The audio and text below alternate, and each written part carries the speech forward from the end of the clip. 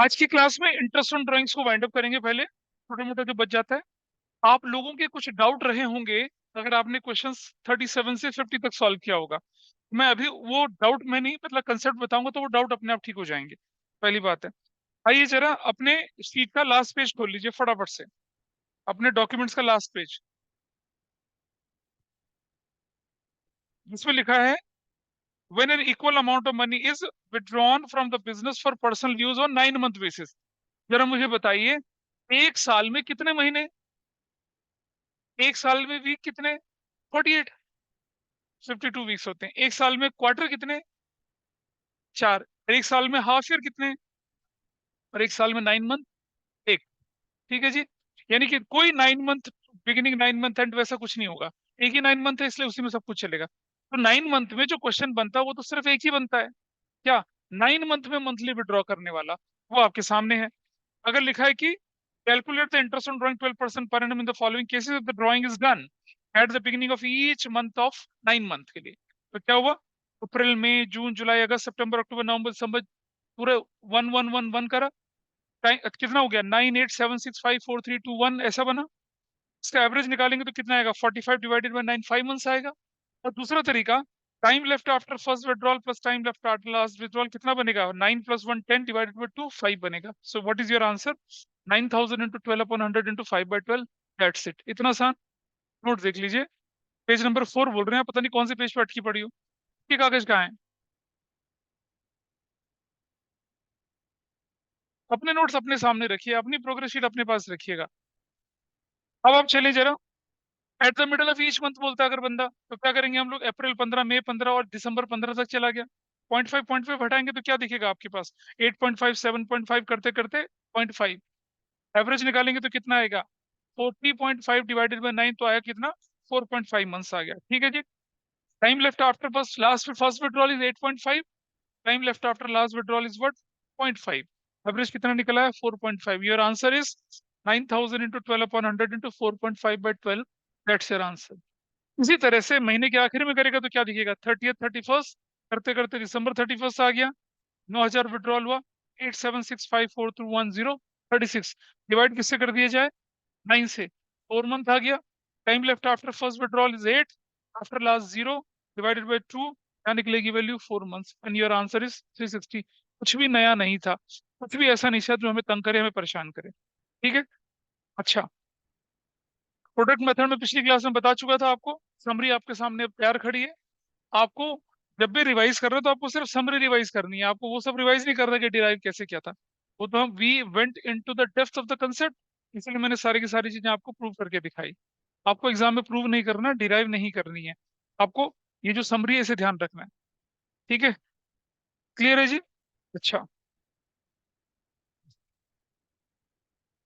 Example number है, एक example है पेज नंबर 3 पे। पेज नंबर 3 देखेंगे, सबसे लास्ट में एक एग्जाम्पल लिखा हुआ है। नहीं, बुक नहीं बेटा, नोट्स में ही है।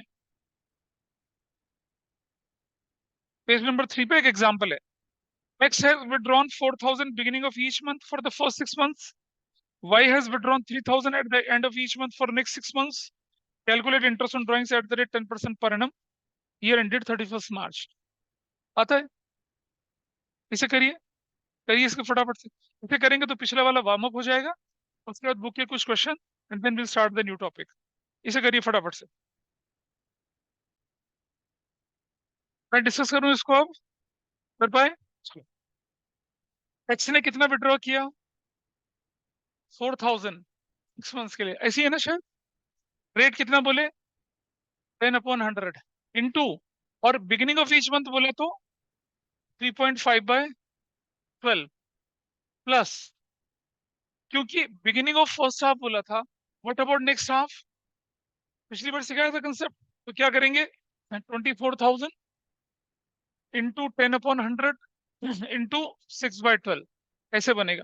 व्हाट इज दिस अमाउंट, ये वाला, व्हाट इज दिस अमाउंट, 1200, नहीं, 12,000 तो हो ही नहीं सकता यार, 2400 रुपये कुल बनता है वो, 1200 बनता है ये, 1900 बनेगा आंसर, 12,000 नहीं है, जीरो के चक्कर में गड़बड़ हो जाती है। दूसरा मेथड, भाई उसने अप्रैल 1 को विड्रॉ किया, तो कितना महीना हुआ वो? कितना? 12 मंथ। फिर 10, फिर मई देखिए, मई को, फिर जून को, फिर जुलाई को, फिर अगस्त को, और फिर सितंबर को। तो 9, 8, 7 और 6 time left after first withdrawal. 12, last withdrawal कितना? 6 डिवाइडेड पे करूंगा 2, कितना आएगा? 18 divided by 2, 9 months. What is my answer? 4000 into 6 into 10/100 into 9/12। You will get direct answer 1900। तो कुछ लोगों ने ऐसे किया होगा, कुछ लोगों ने ऐसे किया होगा, both the answers are valid. कितने लोगों ने किया इसे ठीक से बताइए, बाकी लोगों ने गलत। क्या गड़बड़ हुई बताओ? इसका मतलब पता क्या हुआ? इसका मतलब ये हुआ कि आपने पिछली बार वाले क्वेश्चन घर जाके प्रैक्टिस नहीं करे हैं। बिल्कुल साफ साफ बोल रहा हूँ मैं। कर पाए थे ठीक से? नहीं नहीं, आप देखो बेटा, कैलकुलेशन भी ठीक होनी है और कंटेंट भी ठीक ही जाना है। नहीं कर पाई थी? अच्छा। अच्छा, तुम क्यों नहीं कर पाए थे?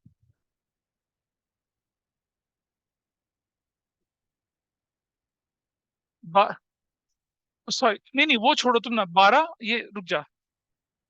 11, हाँ ठीक कह रहे हो, 12, 11, 10, 9, 8, 7। तो ये हाँ ठीक है, 9 होना चाहिए। तो कितना होना चाहिए? 12 और 9, 12 और 7। ये ठीक बोला, 7, 19 होना चाहिए ना? 9.5, तो 9.5, हाँ। लेकिन आंसर वही आएगा। आइए, ये अच्छा, दोनों में से एक तरीके से ठीक हुआ ना? ठीक है, थैंक्स फॉर द करेक्शन। ये मैंने गलती करी। अच्छा देखिए, पता क्या होता है, मेरे पिछले बैच में इतने इतने पराक्रमी बच्चे थे, सर हमारा सब कुछ तैयार है। मुझे हो गए 23 ईयर्स पढ़ाते हुए, मैं भी देखो आज इतने साल बाद भी छोटी सी गलती हो गई। वो तो भाई बिल्कुल, मतलब ऐसा होता है ना जैसे ईश्वर के अवतार हैं, कोई गलती वो नहीं करेंगे। ओवर कॉन्फिडेंस है, लबालब बच्चे। ऐसा नहीं होना चाहिए कभी भी।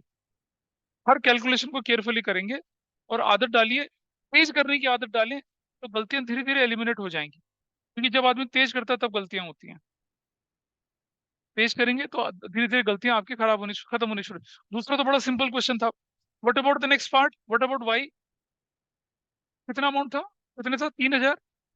3000 करा, इंटू 6 करा, इंटू 10/100 करा, इंटू क्या किया? हाँ, 2.5/12 किया एंड डन। यही आंसर है। क्योंकि ये सेकंड हाफ था। सेकंड हाफ के पास तो अमाउंट विड्रॉन रहा ही नहीं, तो सेकंड हाफ डन हो गया, खत्म। जो भी था आंसर वो निकलेगा। That's your answer. So online offline में, यस। कृष्ण, क्या डाउट है बताइए। नो सर, वो डाउट नहीं था, वो आप बोल रहे थे ना 3 दिन का, सही बात है। अच्छा ठीक है कृष्ण, हाँ बोलो। 2.5 ना? एंड बोला, एंड। भाई मिडिल, मिडिल अगर 3 है, अपर वाली 0.5 ज्यादा, 0.5 नीचे। This is fine. चलो, अब अपनी बुक खोलिए एक बार। क्वेश्चन नंबर 40, क्वेश्चन नंबर 50 निकालिए, 50। बेटा वही बोल रहा हूँ, क्वेश्चन नंबर 50 बुक का बोल रहा मैंने। आ रहा हूँ बेटा, मैं आ रहा हूँ, उस पर भी आ रहा हूँ। जल्दी निकाल लीजिए।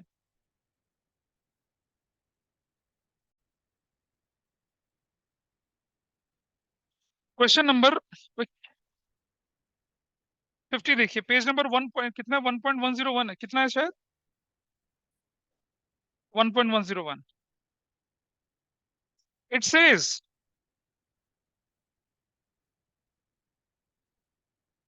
इसका जो पार्ट सी है, इफ ही विड्रू 6000 पर quarter for the year ended 31 March 2024, interest on drawings is rupees 1200 रुपये लिखा हुआ है, ठीक है।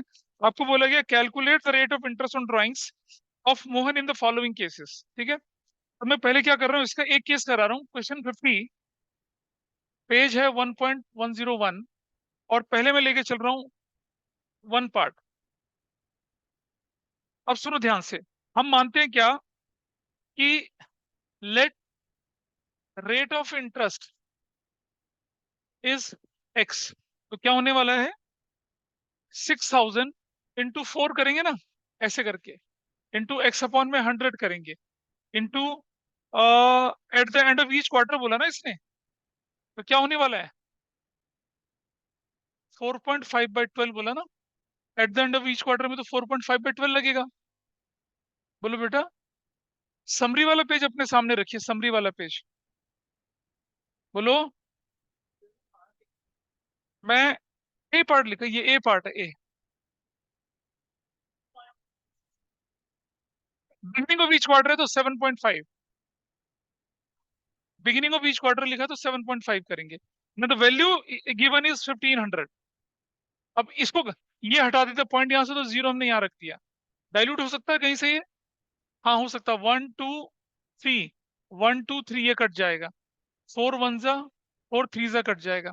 3 5 ये कट जाएगा। अब आपके पास क्या बची value? 6 into x into 25 is equal to कितना है? 1500, यही वैल्यू है। x इज इक्वल टू क्या हो जाएगा? 1500 इंटू 6 इंटू 25। ये आपस में मल्टीप्लाई करके ज्यादा कॉम्प्लिकेटेड मत बने, है ना। तो क्या हो जाएगा ये? 60, और ये कितना हो जाएगा? 10। That's your answer. ऐसा निकला है। सेकंड पार्ट बिल्कुल उस जैसा ही है। थर्ड पार्ट में आपके पास कोई इन्फॉर्मेशन क्लियर नहीं है कि बिगिनिंग था, मिडिल था, एंड था। तो आप ऑन एन एवरेज 6 महीने वाला टाइम पीरियड लेके चल रहे हैं इसमें, मिडिल वाला मान के। 6 महीने का। इफ वी डू 6000 पर क्वार्टर। अब वो क्वार्टर का मिडिल था, क्वार्टर का एंड था, क्वार्टर का बिगिनिंग था, हमें कुछ नहीं पता। हमें कुछ नहीं पता उसके बारे में, ठीक है। हाँ, तो क्या लेंगे? 6 मंथ्स वाला लेके ऐसा कर देंगे। दिस इज क्वेश्चन नंबर 50, ठीक है। एक और आ जाइए आप।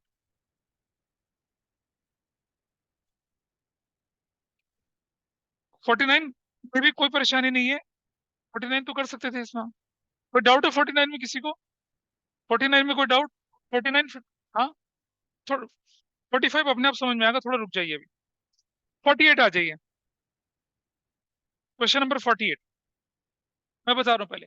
देखिए क्वेश्चन नंबर 48, इसमें एक चीज होती है वो मुझे समझानी है आपको। कैलकुलेट। बातों पे नहीं टाइम वेस्ट करेंगे भाई, सुनो आप। शिव की क्वार्टरली ड्राइंग्स निकालने के लिए बुलाया है। आपको क्वेश्चन ढंग से देखना है। कई बार बोलता है कि calculate the total amount of drawings, और कई बोलता है कि क्वार्टरली निकालिए। देखिए, अगर इस क्वेश्चन को मान लो, इस क्वेश्चन में तो आपको बोला है कि क्वार्टरली निकालने के लिए, अगर बोलते हैं टोटल निकालने के लिए, तो ये हमारे ऊपर होता है कि अगर मैं बोलूं let total drawing is X, तो जो भी आंसर निकलेगा उसे 4 से डिवाइड करके क्वार्टरली निकलेगा। और अगर मैं बोलूं let quarterly drawing is X, तो जो आंसर निकलेगा और हमें टोटल निकालनी, तो 4 से मल्टीप्लाई करके करना पड़ेगा। तो आपको क्वेश्चन पढ़ते समय वो ध्यान देखने की जरूरत है कि आपसे टोटल ड्राइंग कैलकुलेट करवाइए या आपसे क्या कैलकुलेट करवाइए? क्वार्टरली ड्राइंग्स कैलकुलेट करवाइए। 48 में कोई किसी को परेशानी थी बताइए? Anybody who is not able to do question number 48? देखिए कुछ लोगों ने, जिन्होंने करा उनको कोई परेशानी नहीं, जिन्होंने नहीं करा उनके लिए तो काला अक्षर भैंस बराबर वैसे ही है। अच्छा जी। क्वेश्चन नंबर 45 में मैंने इंटरेस्ट ऑन कैपिटल नहीं बताया था आपको, इसलिए उस पार्ट में कोई परेशानी की जरूरत नहीं है। As soon as this topic is over, आज का एक टॉपिक है, उसके बाद में इंटरेस्ट ऑन कैपिटल कराऊंगा, तो उसको वहां छोड़ देंगे, मैं भी टच नहीं करने की अभी आप सिर्फ ऊपर वाला पार्ट करिए जो किससे रिलेटेड था? प्रोडक्ट मेथड से रिलेटेड था। इंटरेस्ट ऑन कैपिटल वाले पार्ट को आप मत करिएगा अभी, वो हम देख लेंगे। अच्छा, अब एक चीज देखिए जरा।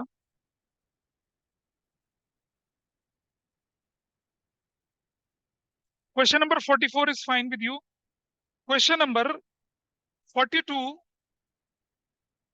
पहले क्वेश्चन नंबर 41 और फिर क्वेश्चन नंबर 42 पढ़ते हैं। क्वेश्चन नंबर 41 पढ़ते हैं, चलिए ध्यान से देखेंगे। क्वेश्चन 41 और 42 पे इंपॉर्टेंट लगाना, जब भी क्वेश्चन रिवाइज करें इन्हें जरूर से रिवाइज करना, ठीक है। अच्छा, जब बच्चा पहली बार इन क्वेश्चंस को करता है विदाउट गोइंग इनटू डीप, तो इस क्वेश्चन को उसको कॉम्प्रिहेंड करने में परेशानी होती है। लेकिन आप कॉम्प्रिहेंड कर पाएंगे। मैं आपको सिर्फ दो चीजें अंडरलाइन कराऊंगा, उसको ध्यान रखिएगा। 41 कहता है कि A B and partner sharing profit and losses equally, no problem with that. They threw regularly 4000 in the beginning of every month for 6 months ended 30 सितंबर 2023। इसे अंडरलाइन कर लेंगे। 6 मंथ्स एंडेड 31 सितंबर 2023। क्या इसने हाफ ईयर 1 बोला या हाफ ईयर 2 बोला इस क्वेश्चन? हाफ ईयर 1 बोला, क्योंकि सितंबर 30 को तो वही खत्म होगा। अच्छा जी। Calculate interest on drawing 5% per annum for the period of 6 months ended 30 सितंबर, इसी भी अंडरलाइन कर लेंगे। यानी कि आपसे क्या बोला गया है कि सिर्फ पहले 6 महीने का इंटरेस्ट निकालेंगे, वो जो हम +6 करते थे वो यहाँ नहीं करेंगे। Got it? Everybody is clear about this? चलो दूसरा क्वेश्चन देखते हैं आप। 42 पे आ जाइए। A and B are partners sharing profit or losses equally. A drew regularly 4000 at the end of every month for 6 months ended 30th September. बिल्कुल सही बात बोली है। Calculate interest on drawing 5% per annum for a period of 6 months ended सितंबर, दोनों एक जैसे तो हैं ये। इसमें क्या बोला था हमने, बिगनिंग एवरी मंथ बोला था। ठीक है, कोई दिक्कत नहीं है। यहाँ भी क्या करना है, सिर्फ पहले 6 महीने का निकालना है, आगे नहीं बढ़ना है।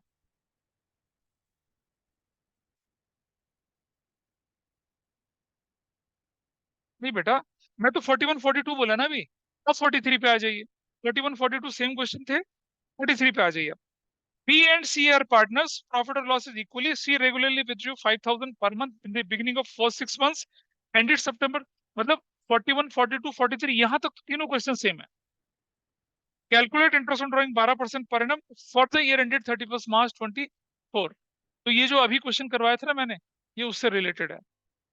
यहाँ क्या करना पड़ेगा, पहले 3 महीने का निकालना प्लस 6 महीने का और निकालना, यानी कि 9.5। यहाँ देखो दिखा रखा है ना इसने, हिंट में दे रखा है 9.5 मंथ्स। कैसे है 9.5 मंथ्स, पहले 6 महीने के लिए 3.5, बाद के 6 के लिए कितना, 6 9। या मैंने बताया था time left after first withdrawal 12 + 7 9, 19.5, ऐसे ऐसे 9.5 ऐसे करके निकले। तो आपको फर्क पता चल गया। अगर वो बोले कि सेकंड हाफ में बोला है, तो आपको सिर्फ शॉर्टकट ही लगाना है, या 3.5 होगा, या 3 होगा, या 2.5 होगा, ऐसा काम चलेगा। और अगर वो बोले, ये रहना पड़ोस में, अगर वो बोले कि भाई 31 मार्च तक निकालना है, तो फिर आपके सामने एक पार्ट और उसका एक्सटेंशन, उस पर भी आपको इंटरेस्ट निकाल के चलना पड़ेगा। तो बस इंटरेस्ट ऑन ड्राइंग्स में जो भी बॉदर करने वाली चीज थी वो सिर्फ इतनी थी। ये क्वेश्चन करने हैं, जब तक खुद नहीं करोगे तब तक कुछ नहीं फर्क पड़ना। तो हर साल करता हूँ, मेरे लिए तो क्या रूटीन है ये। हाँ जी।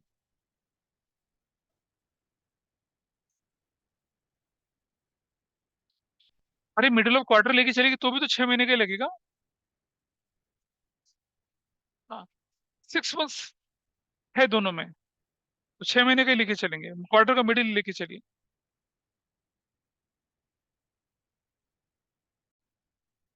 आइए देखें, जब आपने बचपन में सोल प्रोप्राइटरशिप पढ़ी थी, तो क्या था तरीका, उसको देखते हैं। है ना, कुछ लोग कहेंगे हमने तो पढ़ी नहीं थी। है भाई, ये था सोल प्रोप्राइटरशिप। अच्छा, सिलेबस जो है ना हमारा बहुत सिस्टमेटिकली है। बचपन में हम सोल प्रोप्राइटरशिप के बारे में पढ़ते हैं, जब आप ट्वेल्थ में आते हैं then you study about partnership, थोड़ा आगे बढ़ के आपको कंपनी के बारे में पढ़ते हैं, और तब जाके लास्ट में आपको क्या करना पड़ता है, एनालिसिस ऑफ फाइनेंशियल स्टेटमेंट पढ़ना होता है। लेकिन कुछ लोग क्या करते हैं पता है, सीधा एनालिसिस ऑफ फाइनेंशियल स्टेटमेंट से शुरुआत करते हैं। कितना बड़ा अन्याय उन बच्चों के साथ होता है। तो चलिए देखें जरा, हम अपना नॉर्मल तरीके से करते हैं। सबसे पहले आपको मालूम होगा ना, we have trial balance somewhere, debit और क्रेडिट करके, ये ऐसा करके ट्रायल बैलेंस दिखता होगा आपको बचपन में, ऐसा देखा होगा आप लोगों ने, पर्टिकुलर्स इस तरह से। ट्रायल बैलेंस के बाद आप क्या बनाते थे, you would have been a trading account, ऐसे बनता था ट्रेडिंग अकाउंट। मैं बहुत स्केची से बना रहा हूँ इसको, क्रेडिट डेबिट ऐसे करके बनता था। इससे क्या निकल कर, ग्रॉस प्रॉफिट निकल कर आता था आपके पास। Then you have profit and loss account बनता था आपके पास, क्रेडिट और डेबिट करके। और इधर जीपे लगा के क्या निकालते थे, एनपी लगाते थे। और उसके बाद आप क्या बनाते थे, बैलेंस शीट। और बैलेंस शीट जब बन जाती थी आपकी, तो assets, liabilities, here you would have capital, उसमें आप क्या करते थे, नेट प्रॉफिट जोड़ के अपना आंसर ऐसे निकाल के खत्म कर देते थे। This is the structure of financial statements of sole proprietorship. ठीक है, पार्टनरशिप में चलते हैं। पार्टनरशिप इससे अलग नहीं है, it is N extended version of sole proprietorship, थोड़ा उससे बड़ा है। वहां एक मालिक होता था, यहाँ मैक्सिमम 50 तक मालिक हो जाते हैं, मिनिमम 2 होते हैं। तो as usually we have same trial balance, बिल्कुल सेम ट्रायल बैलेंस चलता है, ऐसे कैसे, डेबिट और क्रेडिट चलेगा बिल्कुल ढंग से। ठीक है, नो प्रॉब्लम विद दैट। फिर से हम क्या बनाते हैं, ट्रेडिंग अकाउंट बनाते हैं, ट्रेडिंग अकाउंट बनता है यहाँ पर, that will not be a problem, credit और डेबिट। और आप जानते हैं यहाँ से जीपी निकला होगा। फिर हम प्रॉफिट एंड लॉस अकाउंट बनाते हैं, बनता है बिल्कुल यहाँ पर। ठीक है, और डेबिट और क्रेडिट करके जीपी यहाँ रखा गया, एनपी, एंड अकॉर्डिंगली लॉस भी बनता था। ठीक है, ये आपने बनाया किसमें, सो ये this is what in partnership. लेकिन एक समस्या आ जाती है, पार्टनरशिप में है 30 partners, net profit will be divided among 30 partners. तो जब हम यहाँ बैलेंस शीट बनाएंगे, तो बैलेंस शीट में partner 1 2 3 4 5 30, additional capital capital capital, interest on capital capital capital, profit profit profit, तो हमारा तो पहाड़ जितना क्या बन जाएगी, बैलेंस शीट बन जाएगी। ठीक है, तो this is a problematic situation. तो necessity is the mother of invention. तो किसी व्यक्ति ने क्या किया, क्यों इतने झंझट पालना है, उसने बनाया क्या यहाँ पर, पार्टनर्स कैपिटल अकाउंट। क्या बनाया, पार्टनर्स कैपिटल अकाउंट। मैं हाइपोथेटिकली तीन पार्टनर लेके चल रहा हूँ, ए बी सी या X Y Z, A B और सी या एक्स वाई जेड, ऐसे ले लिया उसने पार्टनर। ठीक है, ले लिया। और फिर हर पार्टनर का फाइनल बैलेंसेस निकल आया। उस फाइनल बैलेंसेस को लेके कहाँ चले जाते हैं, बैलेंस शीट में। तो बैलेंस शीट में चले गए। अब आप देखेंगे ऐसा करने से अकाउंटेंट का बोझ कम हो जाता है और आपकी इंफॉर्मेशन मोर प्रेजेंटेबल बन जाती है। तो यहाँ पर कैपिटल लिखी जाएगी और हर पार्टनर की अलग अलग कैपिटल, ए बी और सी की फाइनल कैपिटल, और उसमें ही फाइनल बैलेंसेस जुड़कर आएंगे। जो पार्टनर को देना होगा दिया जाएगा, जो लेना होगा लिया जाएगा, वो कैपिटल अकाउंट के अंदर से बनेगा। This happens where in partnership में। लेकिन एक परेशानी और होती है, ठीक है, जितने भी एक्सपेंसेस होते हैं डायरेक्ट वाले, वो जाते हैं ट्रेडिंग अकाउंट में। जितने भी एक्सपेंस होते हैं इनडायरेक्ट वाले, वो कहाँ जाते हैं, प्रॉफिट एंड लॉस अकाउंट में। लेकिन पार्टनरशिप में कुछ यूनिक टाइप ऑफ एक्सपेंसेस आगे निकल आते हैं, जैसे इंटरेस्ट ऑन पार्टनर्स कैपिटल, ठीक है जी, जैसे पार्टनर की सैलरी, जैसे पार्टनर का कमीशन, जैसे इंटरेस्ट ऑन ड्राइंग्स, जैसे क्रिएशन ऑफ रिजर्व्स। ठीक है। अब इन चीजों को हम कहाँ प्लेस करेंगे, तो उसको जानने से पहले हमें समझना जरूरी है कि what is the difference between charge and what is the difference between appropriation. ठीक है। तो इस सिचुएशन पर, यहाँ इस स्टेज पे हमें आके जरूरत पड़ती है कि भाई हम चार्ज और अप्रोप्रिएशन का डिफरेंस समझें। जरा समझिए, क्यों समझना है आपको। जितने भी चार्जेस होंगे they are placed here in profit and loss account, और जितने भी अप्रोप्रिएशन होंगे उसके लिए हम एक नया अकाउंट बनाएंगे, जो कि क्या होगा, extension of profit and loss account होगा, नॉमिनल अकाउंट होगा, विच शोज ओनली अप्रोप्रिएशंस। कौन कौन से अप्रोप्रिएशन, इंटरेस्ट ऑन कैपिटल के, पार्टनर सैलरी के, पार्टनर कमीशन के, इंटरेस्ट ऑन ड्राइंग्स के, और रिजर्व बनाने के। ठीक है। तो यहाँ पर एक नया अकाउंट बनता है जिसका नाम होता है profit and loss appropriation account. ठीक है जी, क्रेडिट और डेबिट। तो यहाँ सारे क्या रखे जाते हैं, चार्जेस, और यहाँ क्या रखे जाते हैं, सारे के सारे अप्रोप्रिएशन।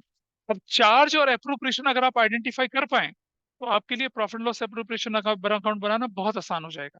तो मेरा जो आज का टारगेट है, आपको क्लियर करके समझाना what is the difference between charge and what is the difference between appropriation and how will you identify them. तो जो आपकी शीट है उसके पहले पेज पे चलते हैं। ठीक है। देखिए, बताने के लिए तो बड़ा आसान है कि interest on capital, salary, commission, ये अप्रोप्रिएशन है।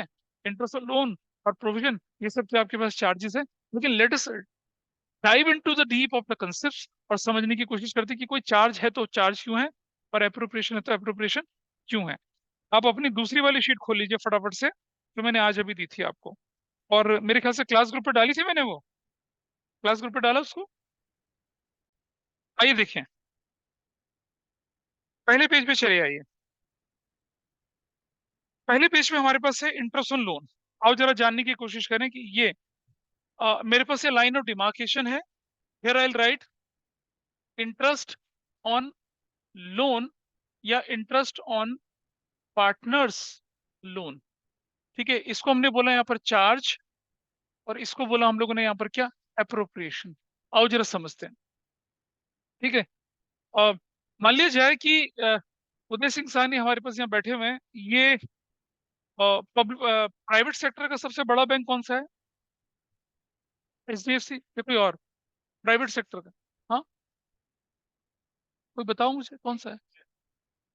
एचडीएफसी और एचडीएफसी लिमिटेड का मर्जर होने के बाद सबसे बड़ा बैंक वही बन गया है, एचडीएफसी है। तो ये एचडीएफसी के क्या है, सीईओ हैं, चीफ चीफ एग्जीक्यूटिव ऑफिसर हैं। ठीक है जी। और अबीरा इनके पास चला जाता है और कहता है मुझे लोन चाहिए 200 करोड़ का, और उसने कहा ठीक है, तो अपनी सारी की सारी इसकी बैलेंस शीट वगैरह देख दाख के, इसकी फाइनेंशियल वायबिलिटी देख के इसको 200 करोड़ का लोन सैंक्शन कर दिया।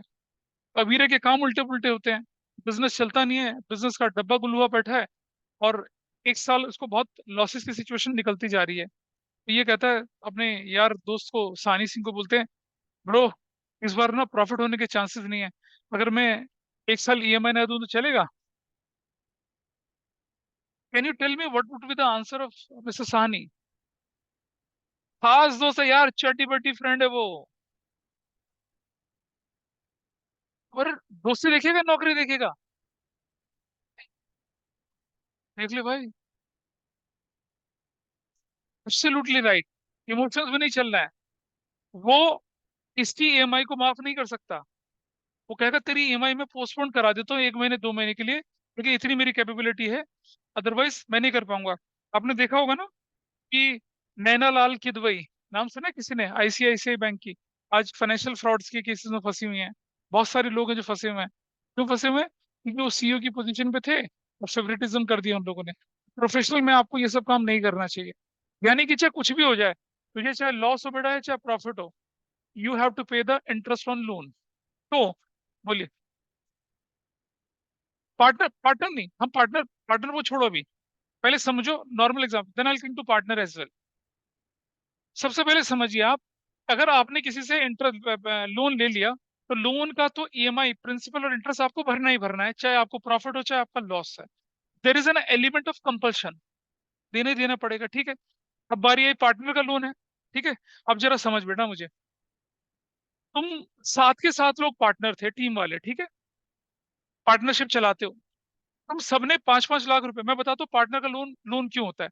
तुम सब लोगों ने मिलकर क्या कर दिया, पार्टनरशिप फर्म बना लिया और 10-10 लाख रुपए लगा लिया।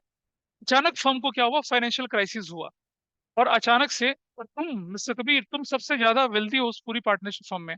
बाकी पार्टनर कहते हैं भाई कबीर ऐसा कर कि यार 20 लाख रुपए का लोन दे दे, हमारी तो हालत बड़ी खराब है। तो कबीर कहता है कि होम मिनिस्टर से पूछ के बताता हूँ। ये कहते हैं सुनो जी, हमारे पार्टनर ना, वो तुम्हारे देवर जो लोग जो ना लोन मांग रहे हैं, थोड़ा सा मतलब थोड़ा सा एडिशनल कैपिटल लगवा रहे हैं। ये भी गुर्रा के कहते कहते अच्छा, लोन मांग रहे हैं, 10-10 लाख लगा, इससे ज्यादा एक पैसे नहीं। उनको बोल दो चाहिए तो लोन दूंगे तुम्हें। ये बोलता है अपने चीफ पार्टनर से, लक्ष्य से बोलता है क्या करना है। कहता भाई दे दे तो लोन ही दे दे हमें, मार्केट में जाएंगे लोन 12% मिलेगा, तो रेट ऑफ इंटरेस्ट डिसाइड कर ले, ठीक है। तो उसने उनकी बात मान ली। अच्छा एक बात बताइए, अगर ये पैसा देता 20 लाख रुपए एडिशनल, तो एडिशनल कैपिटल बोल के बनता ना। तो ये एडिशनल कैपिटल बोल के क्यों दे रहा है, उसको लोन बोल के क्यों दे रहा है? ताकि, ठीक है, हाँ, श्योरिटी ऑफ रिटर्न हो, मार्केट से कम रेट पे जाएगा लेकिन फिर भी इंटरेस्ट की अर्निंग्स हो। तो जैसे ही पार्टनर लोन देता है ना, वो पराया हो जाता है। अब लेट मी कंप्लीट। जैसे पार्टनर ने लोन दिया, पार्टनर क्या हो गया, पराया हो गया, और वो थर्ड पार्टी बन गया। समझ रहे हैं? आउटसाइडर बन गया। as soon as partner gives loan to firm, he becomes an outsider to the extent of that loan. As soon as he contribute additional capital, remain still the partner. देखिए, partnership में 3 party बनती है। एक होती है firm first party, second party कौन होते हैं, पार्टनर, थर्ड पार्टी कौन होता है, जो फर्म को लोन देता है, ये क्रेडिटर या डेटर वगैरह आउटसाइडर्स होते हैं। तो जैसे ही इसने फर्म को लोन दिया, ये तो आउटसाइडर बन गया ना। मैं बैंक से भी लोन ले रहा हूँ या पार्टनर से लोन ले रहा हूँ, दोनों एक ही चीज है। अब तुम्हारा क्या जवाब पूछे? हाँ, यहाँ ऐसा कुछ नहीं है ना, अभी तो पार्टनरशिप का जन्म चल रहा है। अगर ऐसा कुछ होगा कि loan is to be converted into capital, तो उसका ट्रीटमेंट फिर अलग हो जाता है, फिर वो आउटसाइडर नहीं रहा, फिर इंटरेस्ट का कोई पंगा ही नहीं बनता। लेकिन जब आपने पार्टनरशिप की फर्म को लोन दे दिया, तो आप आउटसाइडर में पराए हैं ना। और इसीलिए पार्टनरशिप एक्ट 1932 क्या कहता है, इफ नथिंग इज मेंशन, आपको लोन पर क्या देना है, इंटरेस्ट देना है, कितना, 6% देना है। तो चाहे आपको प्रॉफिट हो चाहे आपको लॉस हो, आपको इंटरेस्ट तो पे करना ही करना है ना। तो इट इज एन कंपल्शन। तो ये चार्ज बन जाता है।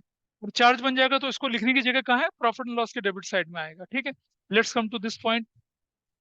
सुनो, ये थी external liability, and capital is internal liability. जब आप बाहर वाले को इंटरेस्ट ऑन लोन देते हो, तो अंदर वाले को इंटरेस्ट ऑन कैपिटल देते हो, तो क्या बनेगा आपके पास यहाँ पर, इंटरेस्ट ऑन कैपिटल बनेगा। अब मुझे बताइए, आपके पार्टनर्स की कैपिटल लगी है 10-10 लाख रुपया, 10-10% यानी 1-1 लाख रुपया इंटरेस्ट देना है। और आपका अकाउंटेंट कहता है कि सर इस साल इंटरेस्ट ना लीजिए, तो जितना हमारा पैसा बचेगा उससे हम एक नई मशीनरी खरीदेंगे और हमारी फ्यूचर की क्या होगी, अर्निंग्स बढ़ेगी, हमारी सेल्स बढ़ेगी। तो बताइए, partner will see the short term benefit और they will see the long term benefit. Will they forgo their interest on capital? They they may not be, but is there any compulsion to pay them? नहीं। तो सुनो, अगर loss है, interest on capital तो दिया ही नहीं जाना।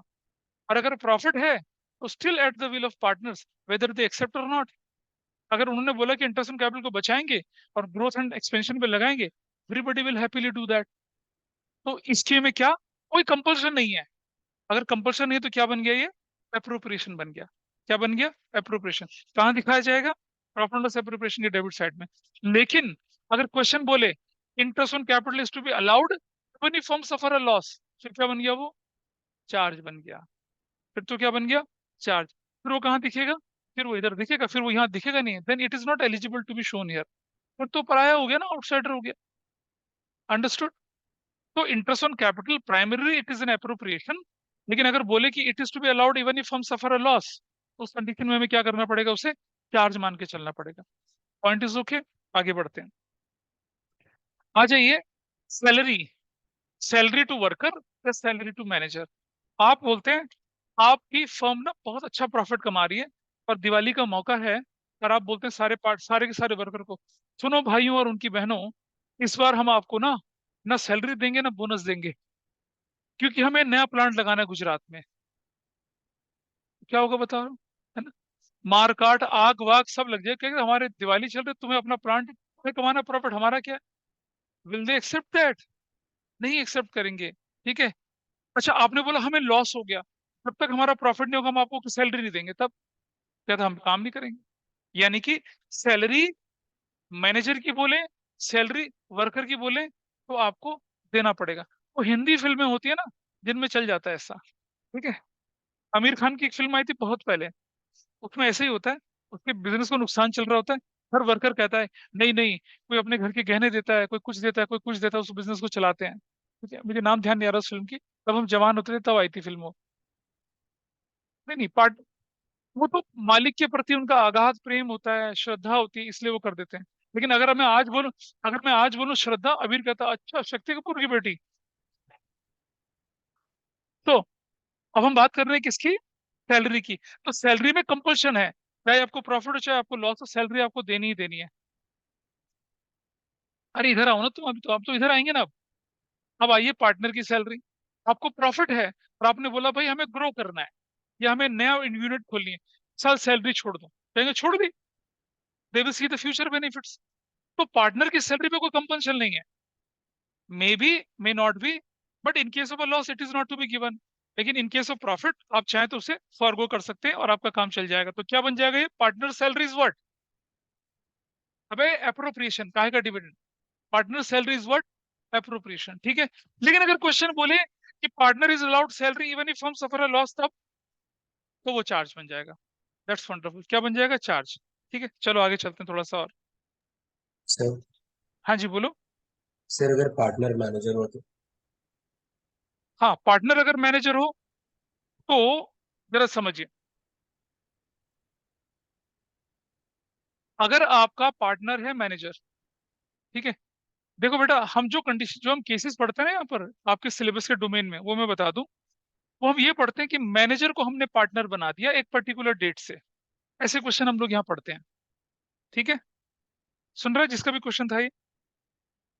इसी चैप्टर यस में सर। मैं आपको ऐसा क्वेश्चन कराऊंगा, गारंटी वाला क्वेश्चन, कि भाई एक मैनेजर था, उसने अच्छा काम करा, हमने उसे पार्टनर बना दिया। तो दो कंडीशन होती हैं, या तो आज से फैसला लो भाई आगे से तू हमारा क्या पार्टनर है, या रेट्रोस्पेक्टिव इफेक्ट से 3 साल पहले से 4 साल पहले से हम फैसला ले लें। ऐसा भी होता है, रेट्रोस्पेक्टिव से आपके केसेस हट चुके हैं, इस साल से पार्टनर बनाने वाले केसेस आपके हैं। ठीक है। तो मैनेजर को पार्टनर बनाने वाले क्वेश्चंस आपको दिखेंगे, लेकिन अगर पार्टनर आपका मैनेजर है, ठीक है, वैसे केसेस आपको क्वेश्चन में नहीं दिखेंगे। लेकिन फिर भी क्योंकि आपने क्वेश्चन रेज करा तो मैं इसका जवाब देता हूं आपको, कि अगर पार्टनर आपका मैनेजर है, ठीक है, तो जो भी सैलरी आप मैनेजर को देते थे उसको आप क्या मान के चलेंगे? चार्ज बोल के चलेंगे। मैं फॉर एग्जांपल लेके चलूं, आप बाहर वालों को रेंट भरते हो, rent, what is that to you? Charge. चाहे प्रॉफिट हो चाहे लॉस हो, फैक्ट्री का रेंट तो देना ही है, चाहे प्रॉफिट हो चाहे लेस, किसको देना? रेंट तो देना ही है। लेकिन पता चला कि आपने फैक्ट्री किसी पार्टनर के घर में लगा रखी है, ना ना ना ना, rent to partner is a charge. समझ रहे हैं मेरी बात को बेटा? आपने आपने किसी पार्टनर की कोई खाली प्लॉट पर अपनी फैक्ट्री लगा दी और पार्टनर को किराया देते हो, तो it is a charge, it is not an appropriation, ये तो चार्ज है। समझिए, आप किसी एक्स वाई जेड बाहर वाले की प्लॉट पे फैक्ट्री लगाते, उसे किराया देना पड़ता। पार्टनर ने बोला मेरी फैक्ट्री पे किराया लगा दीजिए, मेरे पे दे दीजिए। ठीक है। तो rent paid to partner is a charge. ठीक है। However, it is a will of a partner कि वो फॉरगो कर दे किसी लॉस की कंडीशन में, लेकिन वो चार्ज रहता है। इसी तरह से पार्टनर अगर मैनेजर है तो मैनेजर की salary will be consider as a charge. वो मैनेजर का पार्टनर वाला इमोशन जाग जाए, कहते चलो रहने दो, मैंने सैलरी छोड़ दी, तो आपके लिए वो क्या होगा, एबनॉर्मल गेन हो जाएगा। इधर इधर क्लियर कृष्ण तुमने पूछा? Yes sir. लेकिन उसका बेसिक नेचर चार्ज का ही है। जैसे rent to hmm. A partner basic nature charge का है, इसी सैलरी टू, ऐसे ही मैं बोलूं, मतलब क्या बोले हम लोगों ने, हाँ, पार्टनर इज ए मैनेजर और मैनेजर का कमीशन उसका बेसिक नेचर चार्ज का ही है। अब आइए जरा सर देखें, बोलो। सर अगर रेंट टू पार्टनर है उसमें भी अब नॉर्मल गेन हो सकता है अगर पार्टनर बना हाँ, जाए, पार्टनर है ना? मना करते तो अब नॉर्मल ये ना आपके लिए। ठीक है। भाई हमने ठीक। पार्टनर को 50,000 रुपये महीने का रेंट देते हैं, और हमारी फर्म की हालत खराब है, उसने कहा चलो यार अगले 6 महीने तक रेंट ही लूंगा मैं, तो हमारे लिए तो गेन हो गया ना वो। नहीं देना पड़ रहा, हमारे एक्सपेंसेस कम हो गए। सैलरी, इसकी सैलरी थी वर्कर की। आइए देखें जरा, मैनेजर्स, मैनेजर्स कमीशन। बचपन याद आ रहा होगा आपको, manager is entitle to commission in case of profit only, याद है? In case of loss no manager's commission, ये आपने पढ़ा था सबने, हाँ है ना? पढ़ा था ना? बोलिए।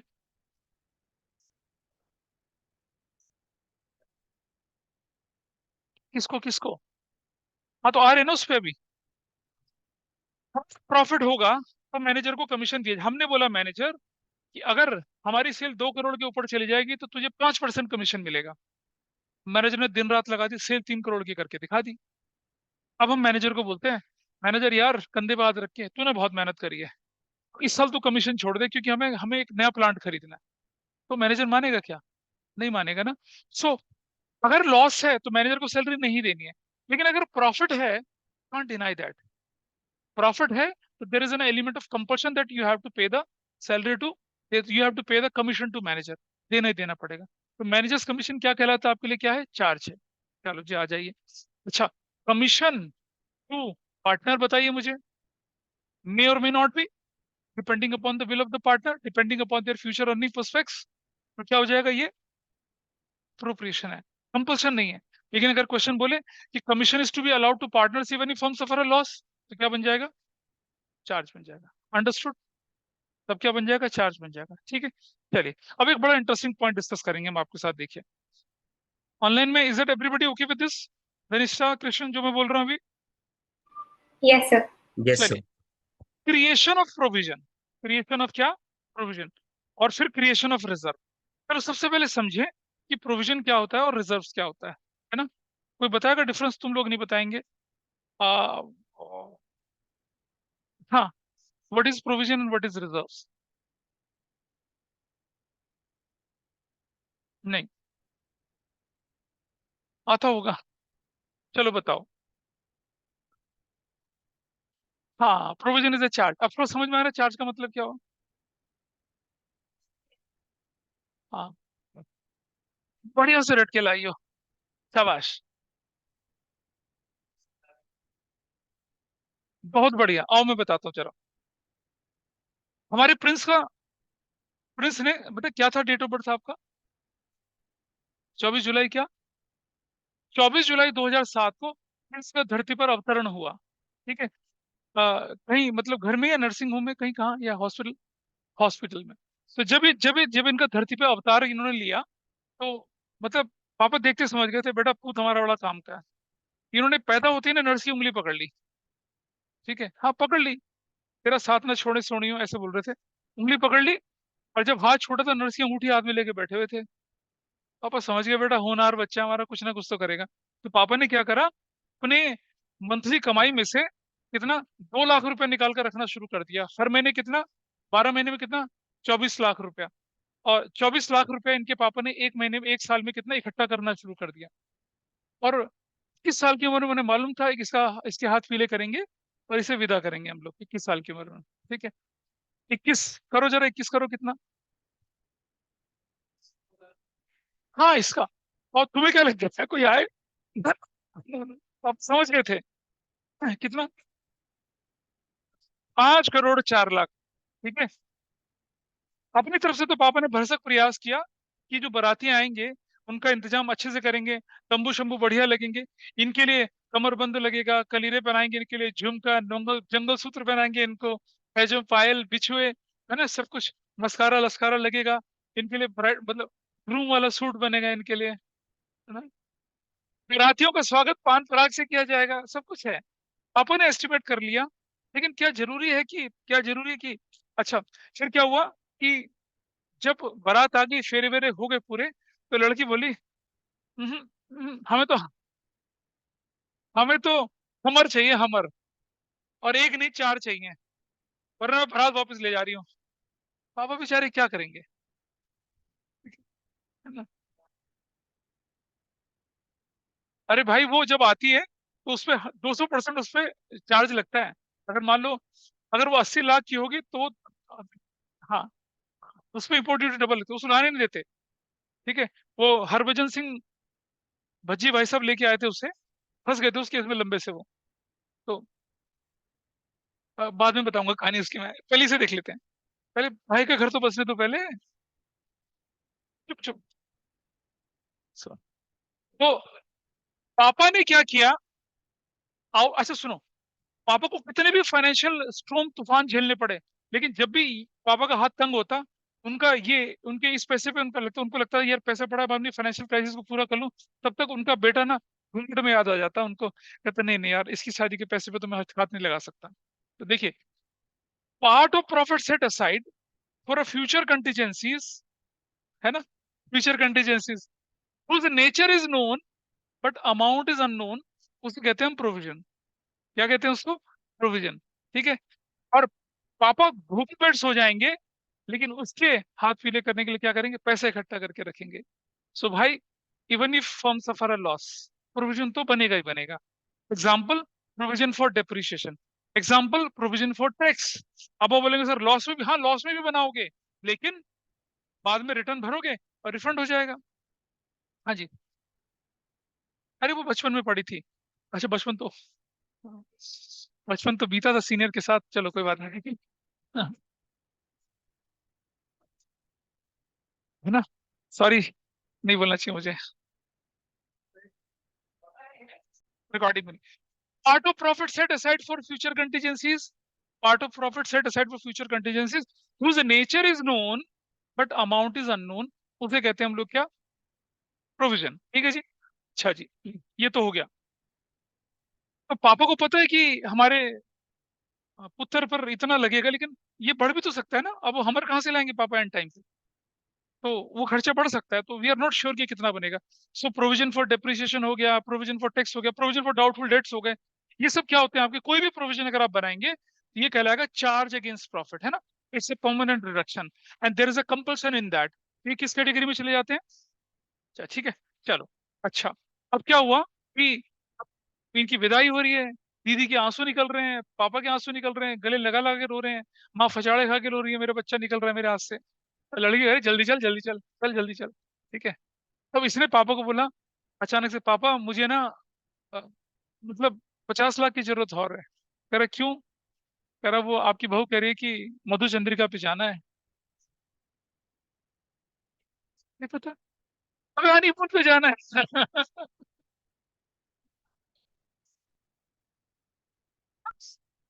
अब इससे भरवाएंगे बताओ यार।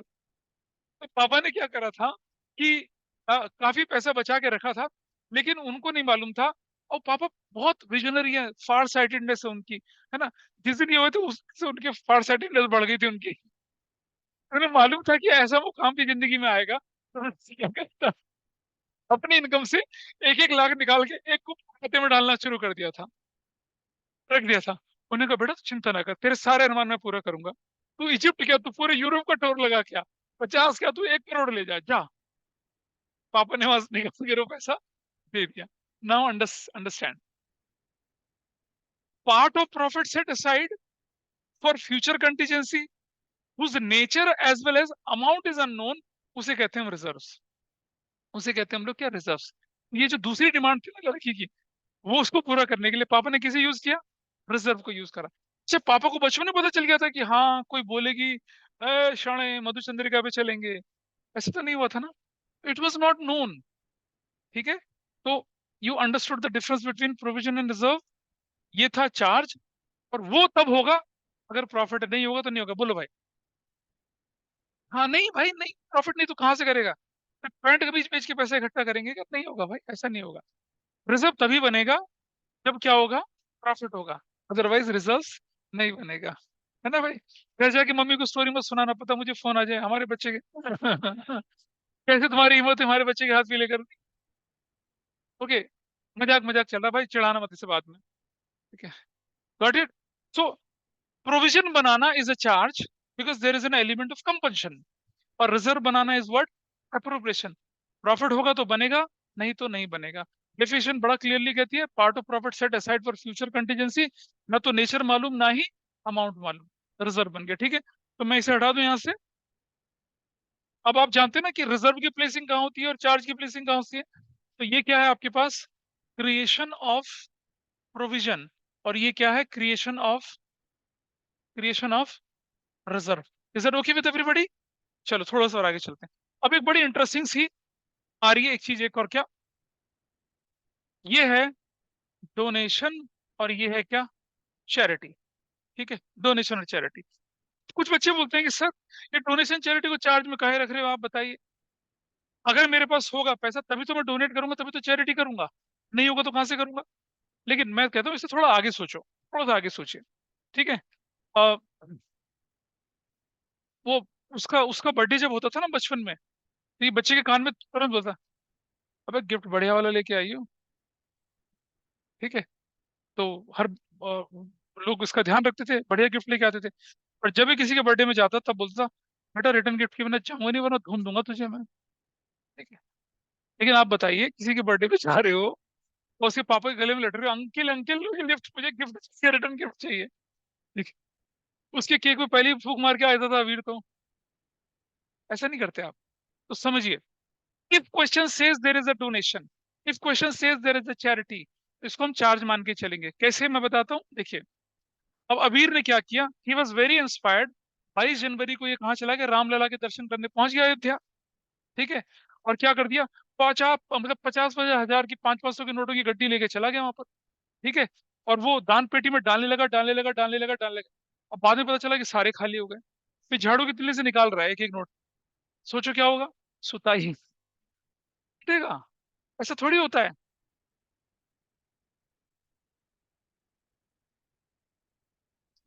तो once you donated, once you donated, you can take it back.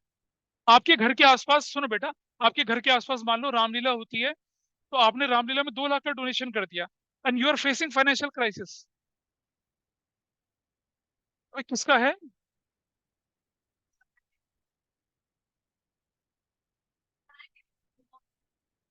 डांटो मत भाई उसे। ये अच्छा, हाँ, साहब 5:40 पे इनका अलार्म है सो के उठने का।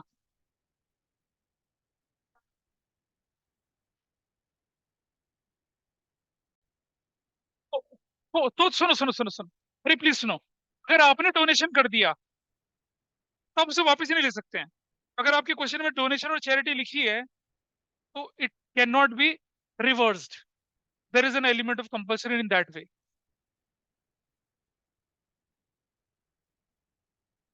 क्यों नहीं कर सकते? पार्टनर को सैलरी दे दी, वापस मंगवा लो, क्या परेशानी है? हाँ, क्यों नहीं? नहीं, अरे वाह, बस ये उम्मीद थी तुमसे मुझे।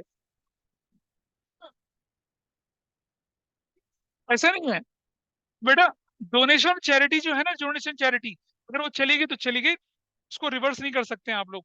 तो अगर डोनेशन, डोनेशन से पहले, yes your profit and loss matters, लेकिन अगर आपके बुक्स ऑफ अकाउंट में डोनेशन ऑलरेडी जा चुका है तो वापस थोड़ी कर पाओगे उसको। भाई अगर क्वेश्चन में लिखा है कि डोनेशन इज ₹50,000, तो क्या करेगा, वो तो हो गया, तो वो तो चार्ज है। ठीक है, लेकिन there are some donation, let me complete, there are some donation जो कि इनकम टैक्स एक्ट 1960 के जो सेक्शन 80C 80C के अंदर कवर होती है, उनको हम क्या करते हैं, अप्रोप्रिएशन में रखते हैं। वो मैं अगली क्लास में डिस्कस करूंगा आपके साथ क्यों करते हैं। ठीक, हाँ, क्या चीज? अरे मैं दिखाऊंगा ना। हाँ बोलो। हाँ हाँ, नहीं नहीं नहीं, डोनेशन इंस्टॉलमेंट ईएमआई, ये लड़का डोनेशन भी ईएमआई में देगा, ऐसा थोड़ी होता है। बेवकूफ आदमी, ऐसे नहीं होता। चलिए इसको हम बाद में डिस्कस कर लेंगे। ठीक है, will complete this topic in the next.